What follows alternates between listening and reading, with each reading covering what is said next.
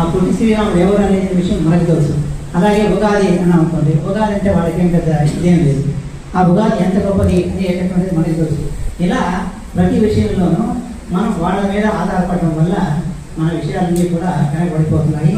కాబట్టి మనకి మొట్టమొదట స్వయం ప్రతిపత్తి అనేటటువంటిది రావాల్సినటువంటి అవసరం ఉంది అనే విషయాన్ని నేను మళ్ళీ మీకు అందరికీ కూడా తెలియజేస్తున్నాను. ప్రత్యేకించి ఈ సంస్థ ఇది ఆంధ్రప్రదేశ్, తెలంగాణకే కాకుండా భారతదేశంలోనే కాకుండా తెలుగు వాళ్ళు ఎక్కడున్నా వాళ్ళందరికీ సంబంధించినటువంటి సంస్థ ఇది. ఈ సంస్థను అభివృద్ధి చేయాల్సినటువంటి బాధ్యత వీళ్ళందరిపైన ఉంది. అదేవిధంగా ఈ సంస్థ మీద హక్కు కూడా వీళ్ళందరికీ కూడా ఉంది అనే విషయం కూడా మనం గుర్తుపెట్టుకోవాలి. కాబట్టి అందరూ కూడా ఈ సంస్థ అభివృద్ధికి సహకరించాలి. ఇది ఒక రోజు 2 రోజులతో అయ్యే పని కాదు. ఇది నిరంతరం కొనసాగేటటువంటి పని. ఈ తెలుగు భాషాభివృద్ధి లేకపోతే తెలుగు సాహిత్యాభివృద్ధి అనేటటువంటిది నిరంతరం కొనసాగేటటువంటి పని. ఈ తెలుగు ప్రాచీన సంస్థ తెలుగు సాహిత్యానికి, భాషకి, చరిత్రకి, సంస్కృతికి, శాసనాలకి ఇలా తెలుగు అనేటటువంటి మాట ఏదైతే ఉందో దానికి సంబంధించినటువంటి ప్రతిభనికి ఈ అధ్యయన కేంద్రం దాని అభివృద్ధికి ఈ అధ్యయన కేంద్రం కృషి చేస్తుంది. కాబట్టి ఇవన్నీ కూడా ఇందులో వస్తాయి. తెలుగు పాఠ్య పుస్తకాలు తయారు చేయడం కానీ, తెలుగు ప్రాచీన కావ్యాలను ముద్రించడం కానీ, తెలుగు కావ్యాల వ్యాఖ్యానాలు రాయడం కానీ, ఇలా ఒకటేమిటి వందలాది కార్యక్రమాలు ఉన్నాయి. ఈ కార్యక్రమాలన్నీ కూడా ఒక రోజుతో కావు. ఈ కార్యక్రమాలన్నీ కూడా ఒక చేతితో కూడా కావు. కాబట్టి అందరూ సహకరించాలి.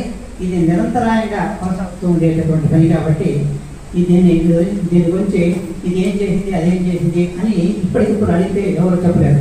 ఎందుకంటే ఇది నిదానంగా ఒక విధానం తర్వాత ఒకటి జరుగుతూనే ఉంటాయి.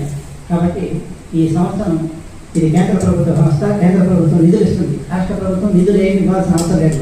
కానీ రాష్ట్ర ప్రభుత్వం మనకి సంబంధించినటువంటి ఎంపీలు కానీ, మంత్రులు కానీ వాళ్ళు అప్పుడప్పుడు కేంద్ర ప్రభుత్వాన్ని మా తెలుగు ప్రాచీన కేంద్రానికి ఏం చేశారు అనేటటువంటి విషయాన్ని వాళ్ళని అడుగుతూ ఉంటే చాలు.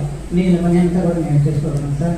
కాబట్టి మీరు దయచేసి ఈ కేంద్రం అభివృద్ధికి మొత్తం మన తెలుగు భాషాభిమానులు అందరి తరఫున కృషి చేయాలని కోరుతూ ఉన్నాను.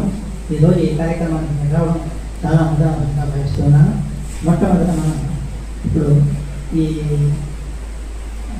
గ్రంథం మాడకోశ కవిత్వాల శీలన అనేటటువంటి గ్రంథాన్ని డాక్టర్ డి తిరుపతి స్వాతి గారు రచించారు. ఆ పుస్తకాన్ని ఆవిష్కరించి తర్వాత మనం కార్యక్రమంలోకి వెళ్తాం సార్.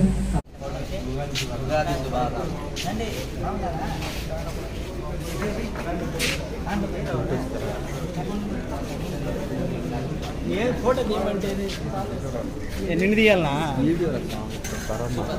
కానీ